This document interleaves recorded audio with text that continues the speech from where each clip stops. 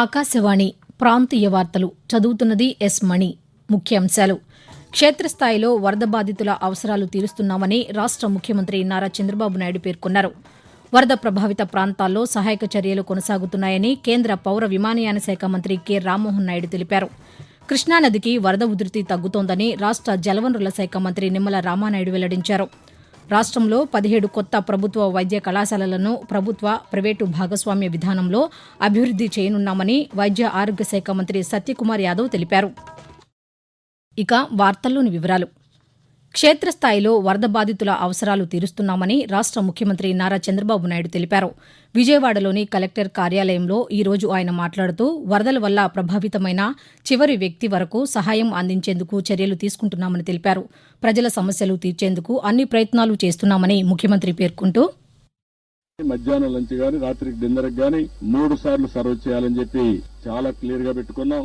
ఒకే ఆదేశం ఇచ్చాను, last mile లో ఉండే లాస్ట్ పర్సన్ కి ఇది చేరాలి. 2 రోజుల నుంచి ఇబ్బందిలో ఉండే ప్రజలు ఇంకా కూడా ఇబ్బంది పడడానికి వీలు లేదు. అది చాలా స్పష్టంగా ఆదేశాలు ఇచ్చా. ప్రజలందరికీ అప్పీల్ చేస్తున్నా, నేను పంపించే ఐవీఆర్ఎస్ మీకోసం పంపిస్తున్నా. మీరు ప్రాపర్ గా సమాధానం చెప్పండి. ఇమ్మీడియట్ గా మా ఆఫీసర్ ని మీ ఇంటికి పంపించే బాధ్యత, మీకు టచ్ లోకి వచ్చే బాధ్యత తీసుకుంటా. ఎప్పటికప్పుడు మీరు సమాచారం నాకు ఇవ్వగలిగితే ఆ సమాచారాన్ని బేస్ చేసుకుని ఇమ్మీడియట్ గా యాక్షన్ తీసుకుంటా.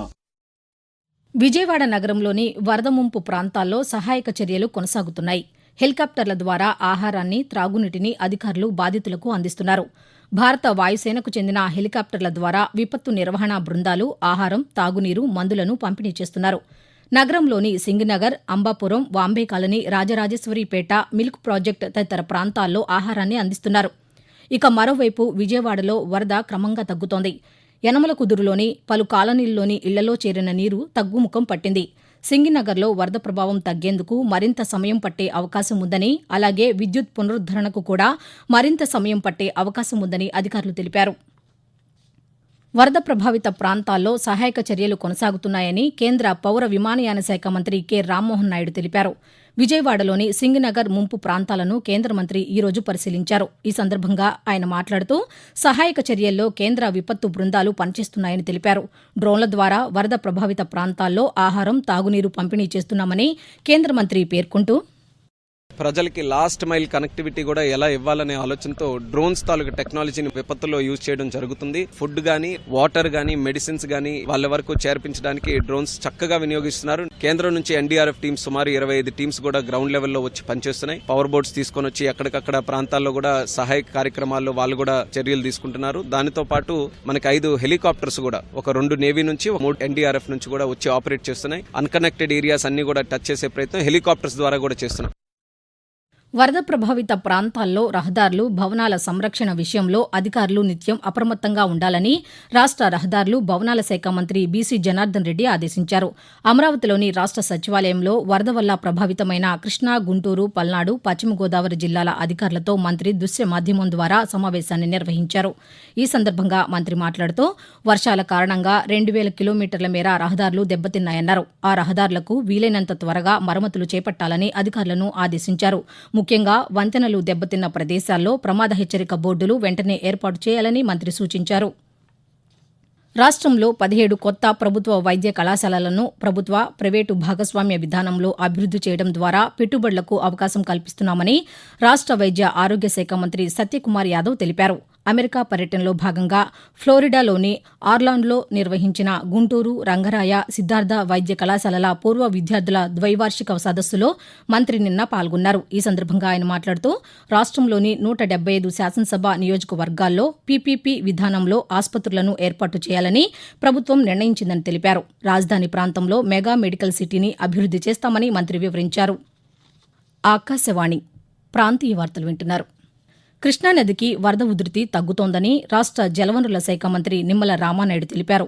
ఈరోజు విజయవాడలో మంత్రి మాట్లాడుతూ ప్రకాశం బ్యారేజీకి కొంతమేర వరద ఉధృతి తగ్గిందన్నారు. బ్యారేజీ వద్ద 2వ ప్రమాద హెచ్చరిక కొనసాగుతోందని తెలిపారు. రానున్న రోజుల్లో వరద ప్రభావం మరింత తగ్గనుందని మంత్రి పేర్కొంటూ రేపటికి 6 లక్షల కంటే కూడా తగ్గేటువంటి పరిస్థితి ఉంది రేపు 4వ తేదీకి. అదేవిధంగా 5వ తేదీకి చూస్తే అరౌండ్ 4 లక్షల నుంచి 5 లక్షలకు మధ్యలో ఉండేటువంటి పరిస్థితి కనిపిస్తూ ఉంది. చేత ఈ రకంగా ఈ యొక్క కృష్ణమ్మ వరద తగ్గుముఖం పడుతూ ఉంది కాబట్టి యథాస్థితికి చేరుకునేటువంటి పరిస్థితి ఉంది.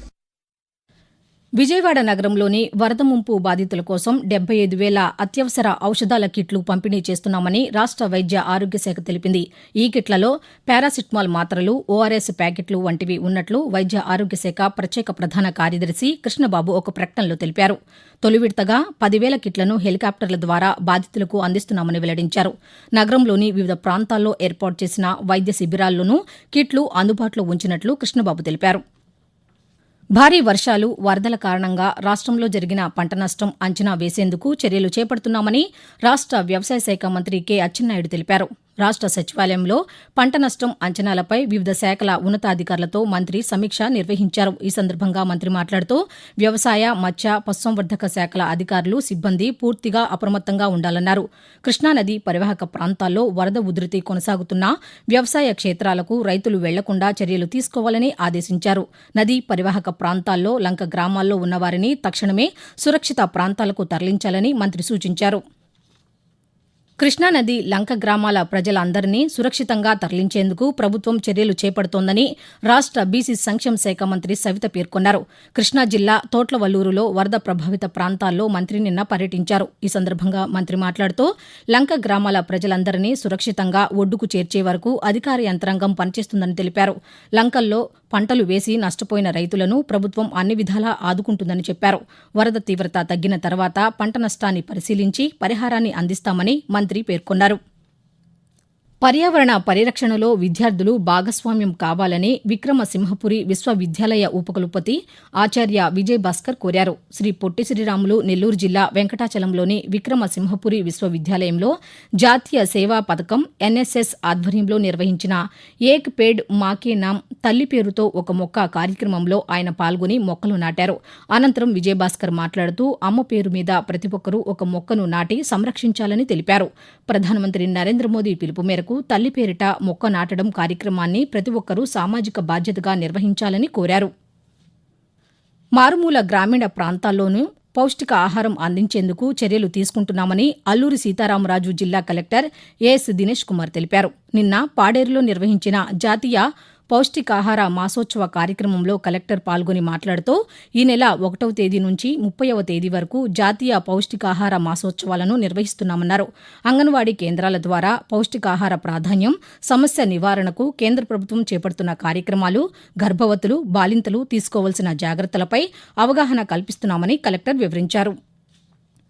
ప్రతి ఒక్కరూ నేత్రదానం చేసేందుకు ముందుకు రావాలని అనంతపురం జిల్లా collector doctor V Vinod Kumar కోరారు. 39వ జాతీయ నేత్రదాన పక్షోత్సవాలలో భాగంగా Anantapuram Indian Red Cross Society ఆధ్వర్యంలో నిర్వహించిన నేత్రదాన అవగాహన ర్యాలీని జిల్లా కలెక్టర్ జెండా ఊపి ప్రారంభించారు. ఈ సందర్భంగా ఆయన మాట్లాడుతూ నేత్రదానం ద్వారా కంటి చూపు లేని వారికి ఒకరి నుంచి సేకరించిన 2 కళ్లలో ఒకటి అమర్చినా అలా ఇద్దరికి చూపు వచ్చే అవకాశం ఉందని తెలిపారు. నేత్రదానం చేయాలనుకునేవారు దగ్గరలో ఉన్న ప్రభుత్వ ఆసుపత్రి లేదా ఇండియన్ రెడ్ క్రాస్ సొసైటీ వారిని సంప్రదించాలని కోరారు. ప్రాంతీయ వార్తలు ముగించే ముందు ముఖ్యాంశాలు మరోసారి. క్షేత్రస్థాయిలో వరద బాధితుల అవసరాలు తీరుస్తున్నామని రాష్ట ముఖ్యమంత్రి నారా చంద్రబాబు నాయుడు పేర్కొన్నారు.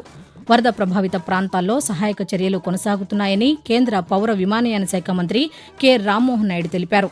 కృష్ణానదికి వరద ఉధృతి తగ్గుతోందని రాష్ట జలవనరుల శాఖ మంత్రి నిమ్మల రామానాయుడు వెల్లడించారు.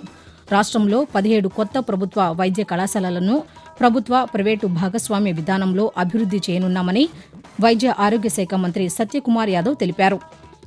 ఆకాశవాణి ప్రాంతీయ వార్తలు ఇంతటితో సమాప్తం.